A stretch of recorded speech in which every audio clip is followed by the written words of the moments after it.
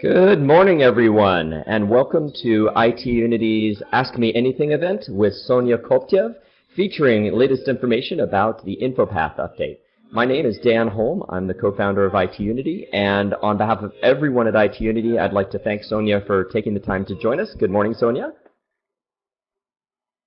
And don't forget to click your microphone button there, Sonya, so we can hear you.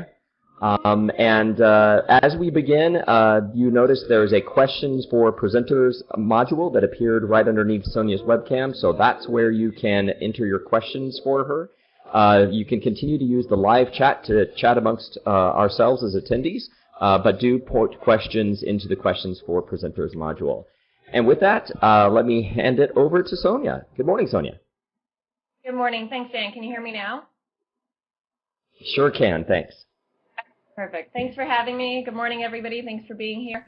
Wow, 127 attendees at 8 a.m. Pacific. That's awesome. So I wanted to thank everyone for coming to the Ask Me Anything. I'm happy to answer your questions. I will preempt this by saying no, there will not be any new announcements today. I just want to clarify the announcements that came out last week. We felt that there was enough confusion and speculation and a whole bunch of other stuff going around the interwebs that it was worth us getting on, me getting on and clarifying. I also wanted to introduce Jennifer Mason, who is here with us today, and thank you, Jennifer, so much. She's going to be helping me queue up the questions and moderate, because you guys are super fast typers and I love it, and I can't read and answer and type at the same time, so just not that coordinated. Jennifer is going to help us out today. Hi, Jen. Hello. Happy to help. It's going to be fun. So put the questions in the questions for presenters, and I'm already making a list for Sonya. Awesome. And before we kick off the questions, I do want to clarify some terminology. So there was some terminology confusion as well. When we say InfoPath Client or InfoPath Client 2013 or InfoPath 2013, when we use that 2013 term or version at this point, we are referring to the actual desktop client that gets installed on the desktop only and is used to create and also fill out forms. Right, so that's that. There's also the component which is known as InfoPath Form Services, or IPFS for short, and that is the component inside of the SharePoint server that is used to render the forms in the browser and also manage the forms libraries and do some neat behind-the-scenes things with the forms created inside the InfoPath client, or with the InfoPath client. So those are the two components. I think I'm good. So I know we had a couple of questions came in over Twitter yesterday from Patrick, and I know Jennifer's got the list, so I am ready to get going whenever you are. Awesome. So I think one of the first questions that I've seen asked a couple of times is, will the InfoPath client be updated for 2016, and what is the experience like if we're going to have to use the 2013 client with SharePoint 2016? So there's a lot of questions that kind of focus on that one and what that experience will be like. Great. Thank you. The client is not changing at all. We're actually not revving the desktop client in any way, shape, or form. There will not be an InfoPath client 2016. The 2013 client is the last one. So if you've got it, great. You're on the latest and greatest. If you don't have it, we are working through a way to get it to folks who will be upgrading to Office 16, because it will not be in the Office 16 click to run.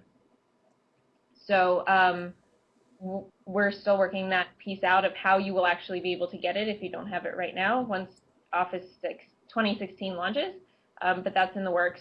And then the second piece of that question, Jennifer, was how it will work with SharePoint Server 2016. If you're using the InfoPath 2013 client, no changes whatsoever. So the exact same experience that you have today with InfoPath Client 2013 and SharePoint 2013 is the same experience you'll have with SharePoint Server 2016. Okay. Will the client be free when you guys are looking to do it as the click to run, or will it just be included in the latest update of Office, or still to be determined? Yeah, I'm nodding yes because I'm agreeing with your question, not yes, it will be free. We don't know yet. We're still working out the licensing on it, so stay tuned on that piece, and we will have an update as soon as we have more information. Okay. Also, lots of fears about historically running different versions of Office all intermixed together. Just isn't the best experience. So we're getting a lot of questions around around that, and I'm assuming if you guys don't know how it's going to be wrapped in, you maybe don't know how it's all going to work together, but I'm assuming, and I guess people are asking, is that something that the team is looking at to avoid those conflicts? For sure, yes, especially in this case, since we know there's a lot of focus on InfoPath, and given that we've extended IPFS inside of SharePoint 2016, extended its lifecycle, and included it in SharePoint Server 2016, we want to make sure that everything works extremely well without any issues, or with as few issues as possible. So we will be testing that very heavily and making sure that that works. Got it. So we've also got a couple of questions that are coming in around new features. So, and asking if new features are going to get included, will InfoPath now support enterprise keywords, or is it going to change the way that it does PDFs, or, and I think you kind of said it when you did it, but I guess clarification, are there going to be any new features, or is it just going to be as is? It's just going to be as is. There are actually going to be no changes whatsoever to the client or IPFS other than bug fixes. Right, so if bugs come in, obviously both are supported. InfoPath Client 2013 until 2023 at this point, and then IPFS will be supported. We'll take on the support lifecycle of SharePoint Server 2016. So whatever any bug fixes that come in over that support lifecycle will be handled. Otherwise, no new features. Okay. Awesome. So that kind of takes care of a whole group of questions there. Now we get to go into the next group of questions, which are all about Fossil. Questions about why was it killed? And then one really good question that I think a lot of people are wondering, and if the same people who brought us Fossil are bringing us what's coming next, why the heck should we believe them this time? Sure. Why was it killed? Fossil was killed primarily because in Fossil, for those on the phone who may not be completely up to speed on everything InfoPath that's been happening in the last year, Fossil is short for Forms on SharePoint Lists. It was supposed to replace the functionality inside of SharePoint Lists that allow you to customize the new and edit forms on lists, which was originally done using a piece of InfoPath. And so as we were getting ready to deprecate InfoPath and all pieces of it inside of SharePoint, this was one of the key scenarios that we'd heard from customers that was absolutely crucial. And so the team figured, well, let's address this one because it seemed like it would be the easiest one to get out the door. And as you saw at SharePoint Conference, there was a prototype. There was a very, very initial MVP that the team was working on. However, as we got into summer and when we had originally promised it would be released, and as we moved closer to that date and then past that date, the team saw and then did some usability studies that showed that it wasn't exactly as useful as we had hoped, and it wasn't accomplishing everything that we would hope that scenario to fulfill that scenario.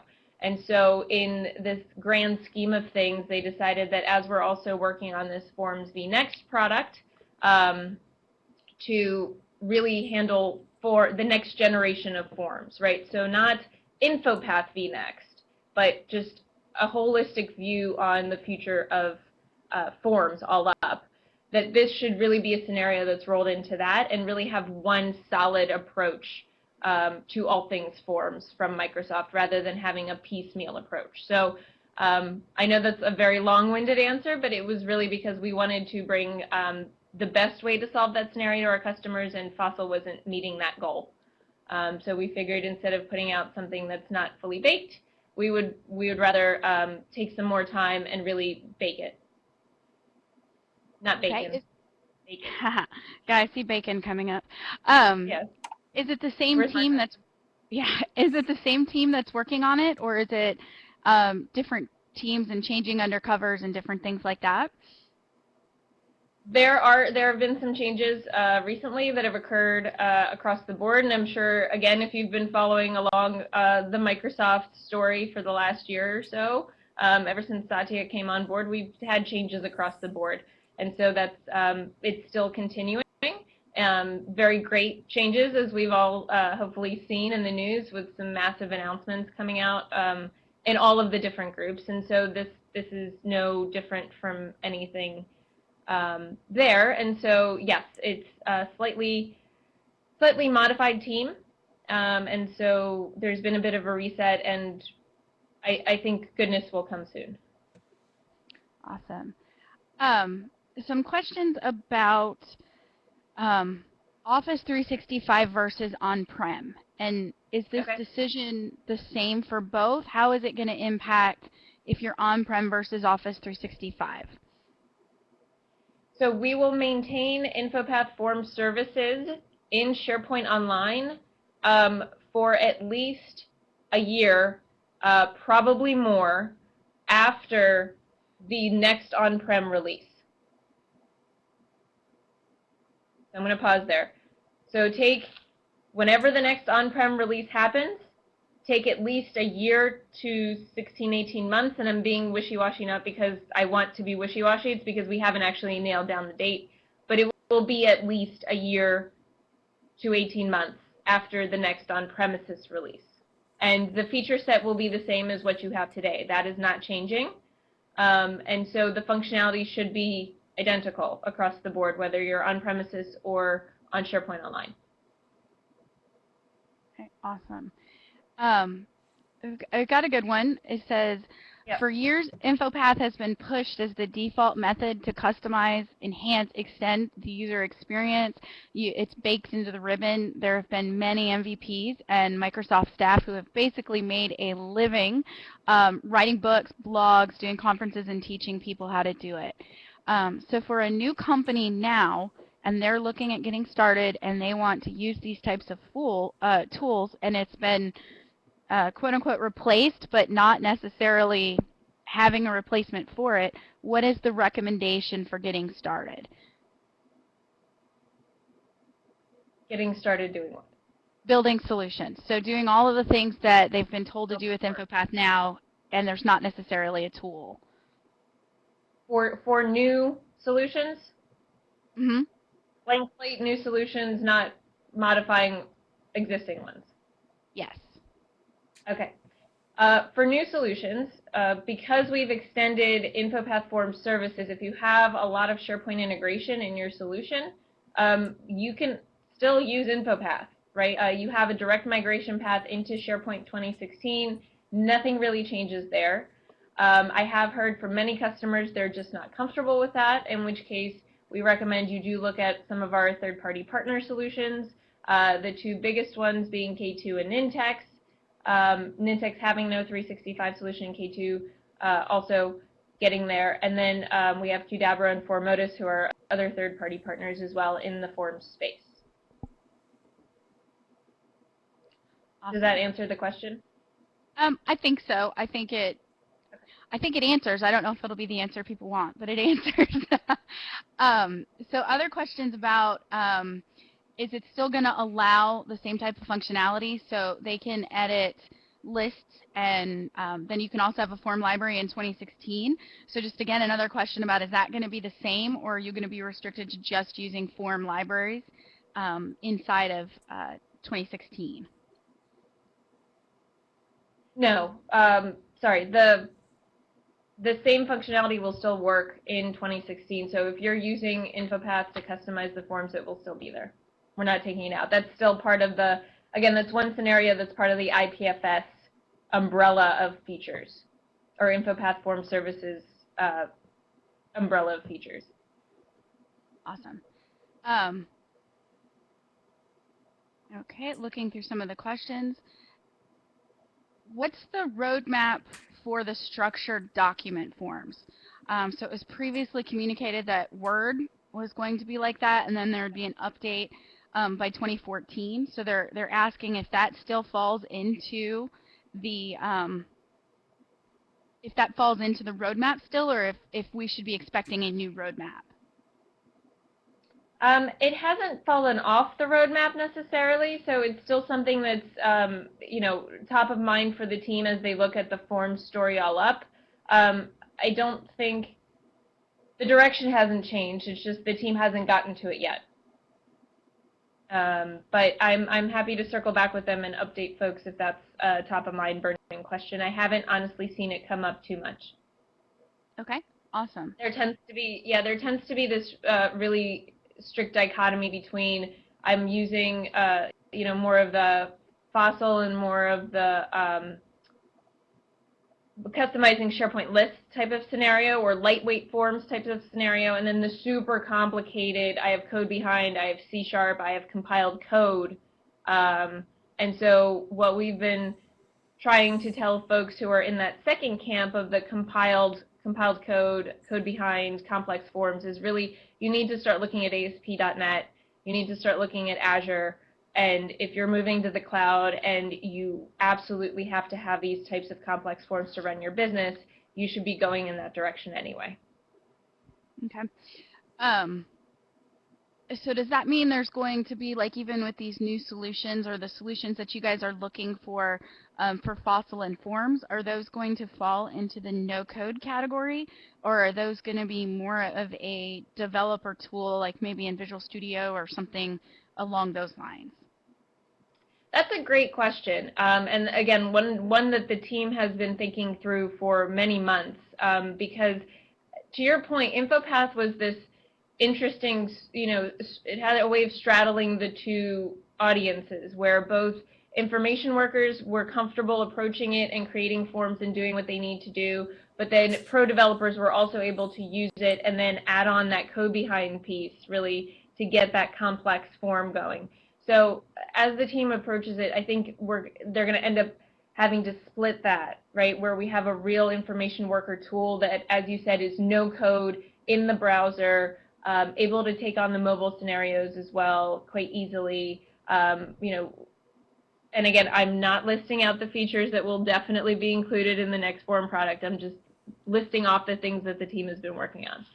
Caveat there, I know how you people work.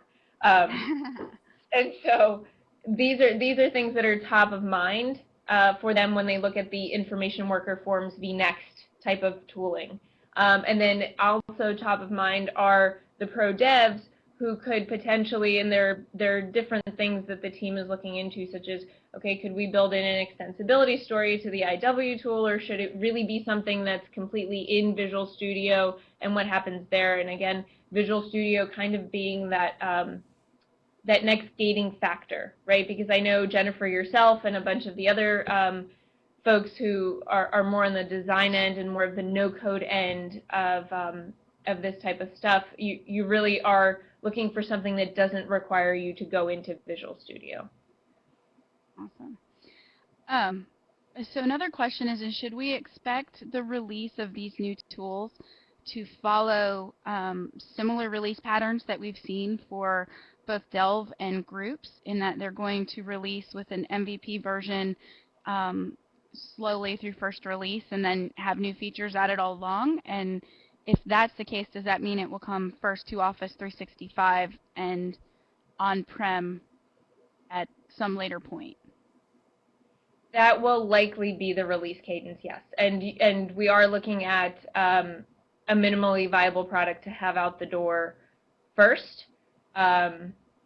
And so you will not see these long 3-year cycles from us anymore, right? As soon as we can get an MVP minimally viable product out the door, we will. And you're absolutely right. We're going to keep iterating on it, keep taking feedback, and keep making it better and adding features. And I saw, I'm trying to watch the chat, not too closely, but looking for some keywords, and I did see user voice come up, and that is absolutely correct. You want to add in suggestions to user voice. The team is very heavily relying on that to help guide them and help prioritize the features and help prioritize what it is that they're building with this. So if you're not familiar, there is a separate user voice just for forms. It is officeforms.uservoice.com, and I'm going to actually add the link in here into the resources, so pardon the typing that you hear. And you want to go to that user voice specifically for anything forms related. Awesome. All right, so here's another question, is in your design of what you guys are doing with forms, is there Yep. going to be an upgrade path, or should we be assuming that we're going to need to recreate our forms when this new solution comes out? That's another great question that we get all the time. And unfortunately, the answer is it depends. As I'd mentioned earlier, if you really do have complex forms with code behind, there is no migration path. Look at ASP.NET, look at Azure, you're going to need to do it manually. For the other forms that are less complex without code behind, we are hoping to have a migration solution. The issue there is we don't have the target, right? And as all of you well know, when you're doing a migration, you need a source and a target to know what that migration automation would look like. And without the target being fully baked, we can't work on that migration piece yet. So it is top of mind. The team know that it's a main concern and a main ask of everyone involved with forms. And so if it's something that we can do, we will do it. Awesome. How about mobile support and mobile forms? Is that a large component about what you guys are doing in the new form solution? Resoundingly yes. Yep. Mobile first, cloud first, right? Yep. Our mantra? Yep. Yeah. I was like, that's the new drinking game, I think. Yes. So then they're asking some questions where products start to bleed together. Like, are you guys looking at pulling any of the InfoPath type features to modify lists and stuff like that be added into the new form or new version of SharePoint Designer? So wondering if the need to use InfoPath will decrease because SharePoint Designer is going to have maybe some of the tools that went away with the data view web part and stuff like that, if those are going to be added back. Honestly, I don't know. So I can't really say on that. But I wouldn't think so. Okay. Awesome. And people are asking, is there going to be a design tool as part of the new solution? So I'm guessing that means like a WYSIWYG design editor where they can design the new tools. Yes, for sure.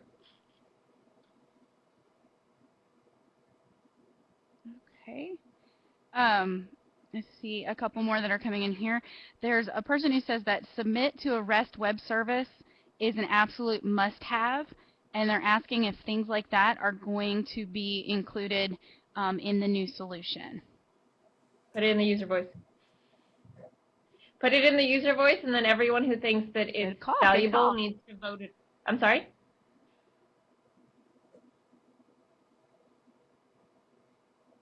Jen? No, I didn't say anything. Okay. Sorry. Yes, please put it in the user voice, and then everyone who thinks that it's a key feature needs to vote it up. And that's how we prioritize, is the features that have the most votes get the higher priority with the team. All right, so I'm going to give a little message to the people asking questions. You guys have to stop asking SharePoint Designer questions because this is not about what's coming in SharePoint Designer 2016. They're trying to sneak in and ask all sorts of feature questions, and I'm assuming Sonya isn't going to be able to give us any answers on that. I know, so I'm going to kind of pass through some of those questions, but there's yeah, I think it's kind of funny. It was going to blend to that. I blame AC for the questions that he had in the chat before it started. So a good question that came up is that Fossil was based on the Access Services form engine. Is Access Services going to be significantly changed going forward? And is this part of the story? So it's actually the same team who's working on it, or part of the same team. And so they're right now also trying to rationalize what happens there. So unfortunately, I don't have more information right now, and that's more of a stay tuned. Okay, awesome.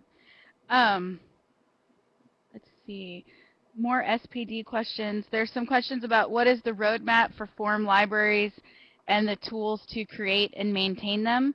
So I think it's the same question we've asked, just in a little bit of a different format. I think it's everything as is, but you can kind of comment to that one again. Yes, nothing changes right now. So the same functionality that you have in 2013, in SharePoint Server 2013, is the same functionality you're going to have in SharePoint Server 2016. Okay. So kind of an interesting question from Patrick. He said, the idea of user voice is that the crowd knows what they really need and knows what they want. But is that really true, and how much can you guys trust the people and what they're looking for? That's more of a philosophical question than a software question. I mean, it's a solid question, and so of course the team is going to take back the feedback and also look at the strategic direction that we're headed in general. And then if the feedback fits in, which most of it will, because the scenarios and the feedback are all along forms generally, they may do a little bit more of a massaging of how the actual suggestion gets worked into the vNext product. And so it might be some form of the suggestion rather than the exact suggestion. And I know I saw one, for example, of is it going to integrate with the enterprise term store, right? They're going to look at that and say, okay, how does that fit into our general strategy and the bigger picture of things, and how can we make that happen, right?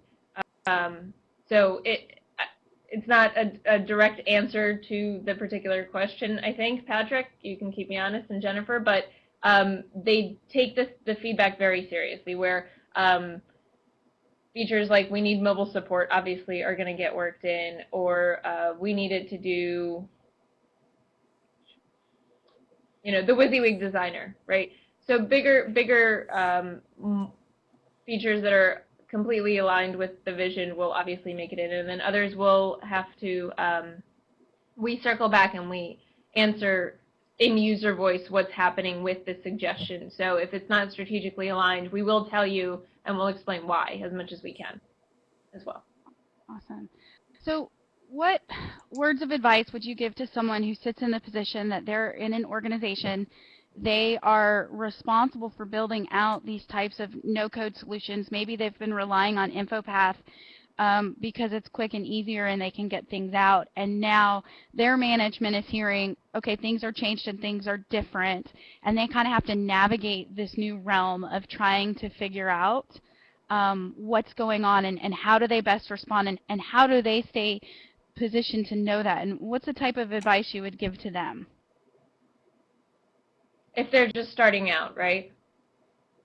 Yeah, if they're just starting out, or if it's someone who's been building these forms all along, and now they're faced with the decision of it's over, things have changed, what do I do?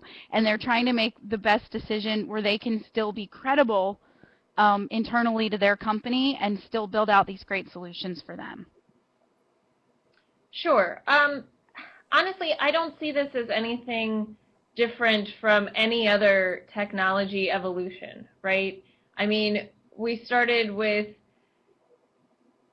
COBOL and Fortran, and people, moved up into C++, and then we retooled into C# and .NET, and then we're retooling now into all things JavaScript and third-party JavaScript libraries and jQuery and a lot of other things. So honestly, I think it's just staying up with the times.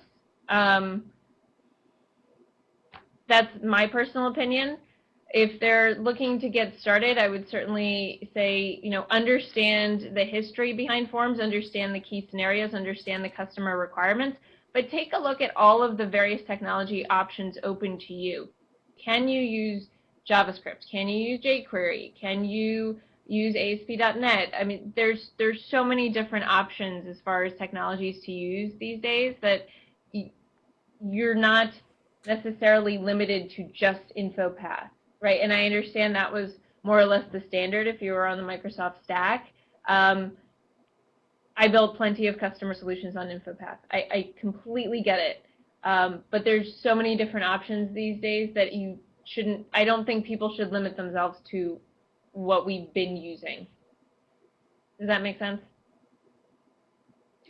Yes, definitely. So, and that kind of goes to the question of the greenfield. If you're doing a greenfield project and you need to do custom forms, it's, you know, the suggestions that it sounds like you're making is that we should look at other tools that are available as well as what InfoPath is there. So for the greenfield, the person who is just starting an SP today, but they know they need custom forms, where should they go? Yeah, absolutely. Well, they need to assess the requirements as well, right? It's going to depend on the requirements. If, as I mentioned multiple times already, if they know that there's going to be custom code and really complex custom business processes that they're looking at, look at ASP.NET and Azure. Look at some of our partner solutions, which, I mean, I know some of them can get up to, I heard anecdotally, a 2,000-step business process workflow that was implemented with Nintex. I know K2 can get up to that level of complexity as well. So just take a look at all of the different options and really understand what it is that the customer needs before diving into one particular tool or technology. Right. And Donald's saying, one of the guys in the chat room says that, you know, they're really trying to stay codeless. And it's very important for their organization to stay codeless. So they're just kind of at a loss. What should they be doing? If they're in that bucket, so maybe they're starting green or maybe they're not, but they just code is not an option for their organization. Right. What should they do in the meantime? They should definitely take a look at our partner products. Again, K2, Nintex, Formotus, and Qdabra, and what they have to offer.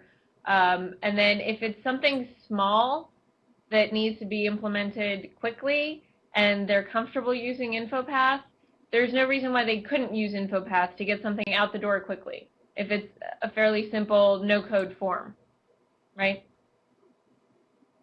Awesome. Yeah, there's a lot of questions about codeless. When Donald chimed in, many other people chimed in, and then we've even got some saying, you know, with the cost, that's kind of a contributing factor to a lot of it as well, where InfoPath is free, but K2 is not. So, you know, and Nintex is not, and any third party is not going to be free. It's not. Correct. So that's one thing. I know we've gone over a little bit on time, Sonya, so I don't know if you can extend a little bit to kind of answer out some more questions, or if... Yes. Okay, awesome. Yep, absolutely. Another question that kind of came in was the concept of InfoPath was XML-based. Are you guys sticking with that, or are you guys moving to a different type of platform or a different backend for that type of solution? They are looking at multiple backends, and that's one of the things that's you know, that's been part of the churn. So I don't know yet. Nothing definitive right now. Yes. And then we have one of the other questions is it seems like the timing has been off with the announcement, and so when did you guys know that it wasn't going to happen, and can you just kind of walk us through timing for announcements and stuff like that, because it's kind of a trust thing, like what do you guys know, what are you sharing, just different things like that, and it transparent as much as you can. Absolutely. Okay, so if we all recall SPC, we got up on stage and we said, by the way, we're killing InfoPath and InfoPath client, and we won't have another version, and we're working on this thing called Fossil for this one particular scenario, but then there are multiple scenarios, and so we had that chart that I'm happy to reference. I'm sure folks have seen it from that particular session where we broke it out into, you know, the simple forms, or actually we even started higher with the simple surveys using Excel surveys, and then we said simple forms on top of SharePoint lists, which was that Fossil scenario, and then we said the structured document forms, which would hopefully land inside of Word, and then the super complex forms, which we recommended ASP.NET and Azure for, right? So we broke it down into that. We showed you a prototype of Fossil, and we said we're close, and we think with, you know, some level of certainty or a pretty high level of certainty that we can get this out the door as a minimally viable product around the summer timeframe. And as the team continued to work on Fossil, and as they continued to, sorry, my machine almost went to sleep, which would not have been good. And as they continued to work through some of the working out the kinks and the bugs and everything else to get this to a launch state, we always do usability testing before we push anything out the door. And throughout the course of the usability testing, there were multiple sets of feedback that came back that it just wasn't quite ready. And so we said, okay, why don't we push it out another month? And then why don't we push it out another month? And then why don't we push it out another month? And then that became multiple months. And then we got into fall. And then we got into, more larger scale discussions of, well, shouldn't this be worked into the bigger forms products that we're working on, or the biggest form strategy that we're working on? And so it was a little bit more of, I'm laughing at the Kickstarter comment, sorry. So it was a little bit more of we got far enough down the line where we weren't quite ready to push it out the door, and it became more reasonable to work it into a much bigger set of features that would provide more value to our customers, right? And so then we started rationalizing, and not sure how much all of you know, but Microsoft more or less shuts down for the month of December. So trying to get an update out at the end of the year, as much as I tried, it was quite quite hard, quite challenging. So that didn't happen. And so we got into January, and everyone came back with a vengeance, I think, to get things done in the new year. I think that was everyone's resolution, is we must get things done in January. So then, the team started the conversations back up, and we started rationalizing and thinking, okay, well, we obviously need to come out with an update.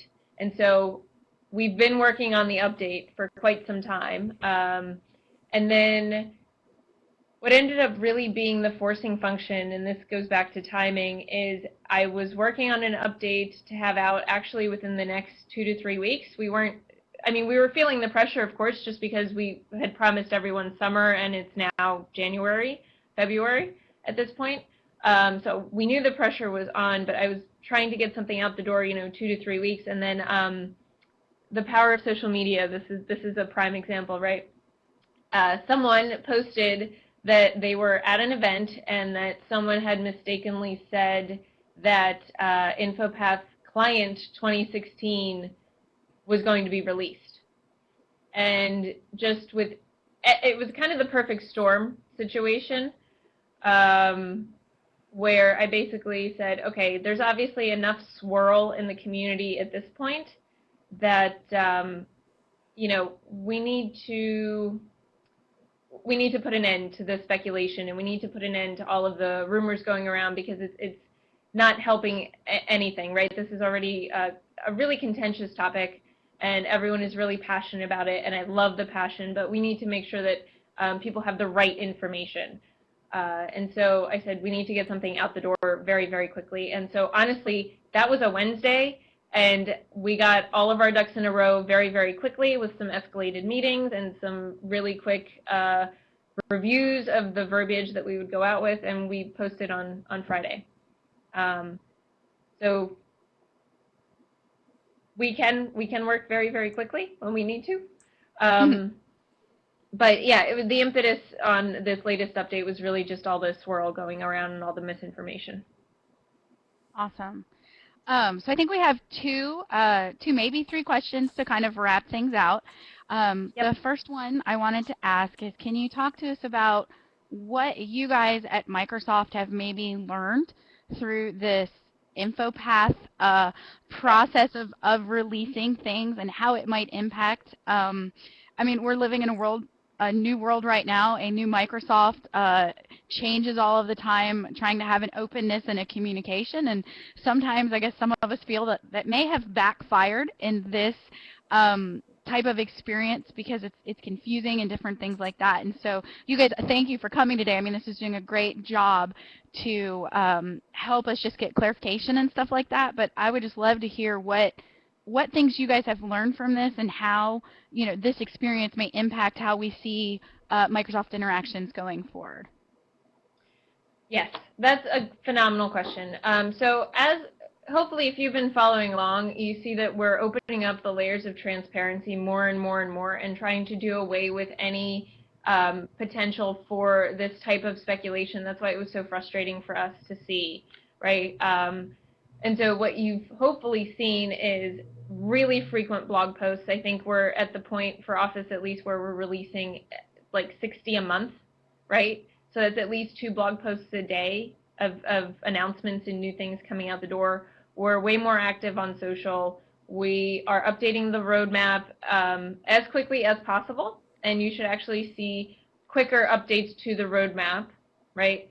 And so what we've learned is that if we're completely committed to this level of transparency, we need to come out the door with things, as announce things or communicate changes to the plan as soon as we're confident that those changes are going to stick, right? And so that's also been some of the learnings is as much as the engineering team is revving on their plans, we're not going to give an update every time they rev their plan every week, right?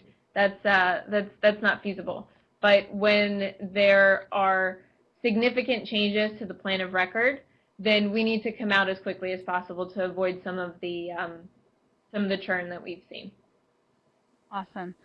And finally, our last question. This is an easy one that we get to throw your way. You've been at Microsoft for a while now, and Yep. how has the handover to Satya impacted the work and everything you guys are doing around you, and how is it kind of impacting all of these balls that are up in the air and the things that are going on? Wow, phenomenal question to end with. It's really inspiring and motivating to see someone who wants us to be front and center and wants us to be relevant to folks again and wants us to have our hands in all of the latest and greatest and be innovative. And I've seen, honestly, over the past year, tons of obstacles and red tape and closed doors come down and open up, and just letting folks do their job and letting folks do what they think is right. And so I think just the complete change in philosophy has been massive in a very good way to everyone, right? Not just marketing, who you guys tend to see as front and center, but to engineering, and really having them have the ability to go and work on things and figure out what's the strategy and why they want to do it, and really be innovative rather than, I hate to say this, but rather than putting out yet another InfoPath vNext, right? Yet another version of the same thing.